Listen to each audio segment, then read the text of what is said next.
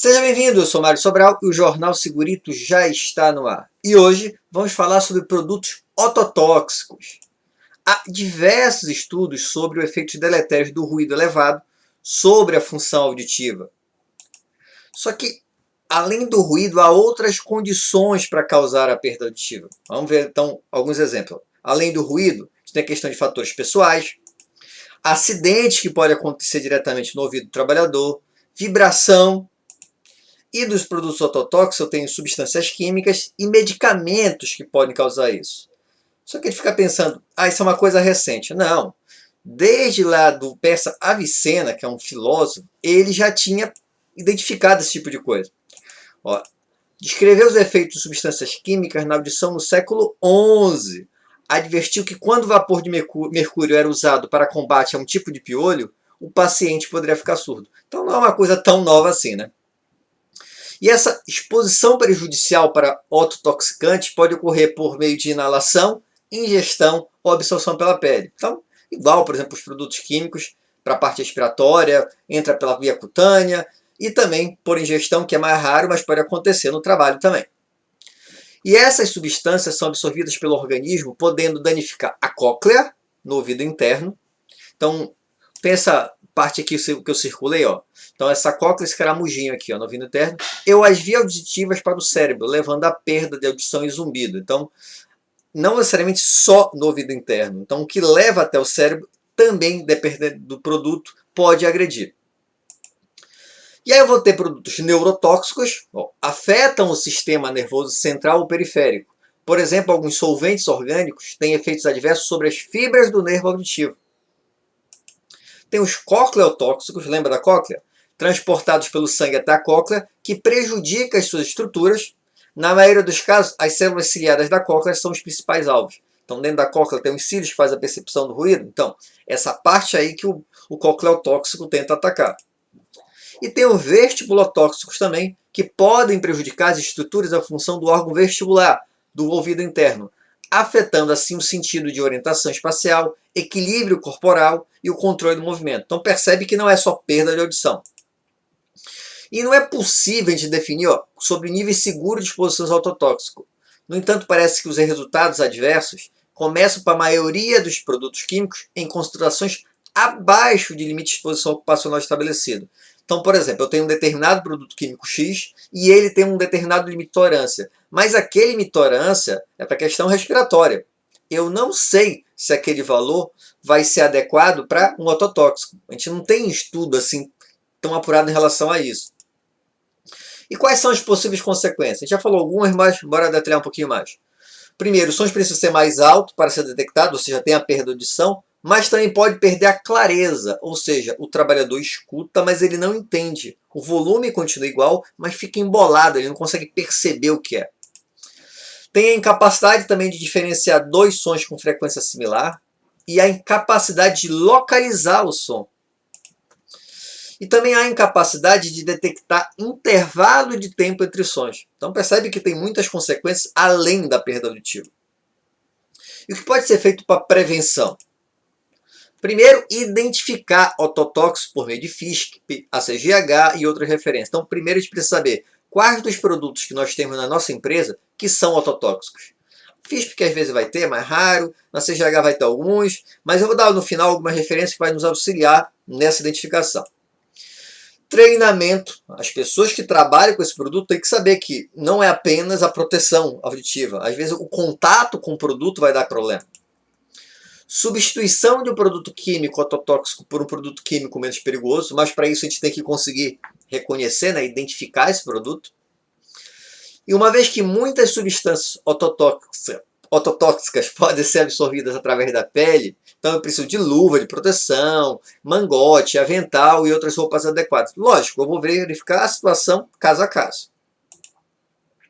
Eu também, se for possível, isolamento do produto para controlar a exposição e a ventilação é também um método de controle recomendado.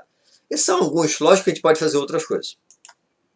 E no caso de exposição combinada a ruído e agente ototóxico, então eu tenho um produto químico e tem ruído. É essencial realizar um controle audiométrico, independente do nível de exposição. Ah, está abaixo dos 85. Não interessa, tá? O produto ototóxico vai potencializar esse ruído, então é interessante a gente continuar monitorando. E o que a gente tem na legislação? Então, no decreto 3048 de 99, já faz tempo, na lista A, agentes ou fatores de risco de natureza ocupacional relacionados com a etiologia de doenças profissionais e de outras doenças em relação ao trabalho.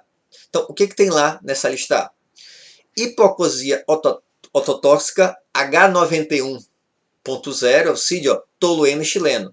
Então, na lista A, já tinha lá tolueno chileno como sendo um problema ototóxico. E também hidrocarbonetos alifáticos ou aromáticos derivados halogenados ototóxico, H91.0 também. Mas também lá na ordem de serviço 606 de 98, INSS, a gente vai ter o seguinte, ó. Na anamnese, devem ser investigados os seguintes itens: exposição a produtos químicos potencialmente ototóxicos, tais como solventes, metais, asfixiantes e outros. Então ele fala que na anamnese, naquela entrevista do médico com o paciente, no caso com o trabalhador aqui, já deveria ser identificado isso, ser avaliado isso também. E lá ele fala também que as perdas auditivas neurosensoriais podem ser classificadas pela etiologia ototóxica por uso de alguns antibióticos, aminoglicosídeos, diuréticos, salicilatos, citostáticos e tuberculostáticos. Então, alguns remédios, né, podem também causar a questão de serem ototóxicos. E algumas orientações internacionais. Tudo isso eu vou colocar referência lá na descrição do vídeo, tá? Então, a ACGH recomenda audiogramas periódicos em exposições combinadas a ruído. Então, você está exposto a ruído. E monóxido de carbono, tem que ter audiograma. Cianeto de hidrogênio, chumbo e mistura de solvente. Então, nesse caso, tem que ter audiograma. E recomenda audiograma quando exposições de etilbenzeno, estireno, tolueno ou xileno ocorre na ausência de ruído, não tem nem ruído, mas nesses produtos aí ele recomenda que se faça a avaliação.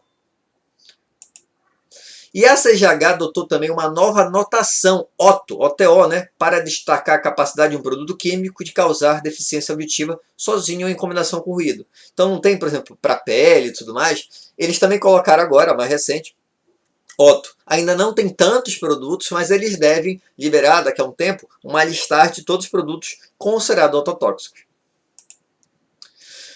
Regulamentos australianos também, ó, recomendam redução da exposição a ruído a 80 dBA e testes audiométricos quando houver exposição de solventes como tolueno, xileno, estireno e misturas de combustível, metais como arsênico, chumbo e manganês e outros ototóxicos como cianeto de hidrogênio e monóxido de carbono em combinação com a exposição ao ruído. Então, mesmo que esteja abaixo de 80, ele recomenda, olha, é bom acompanhar.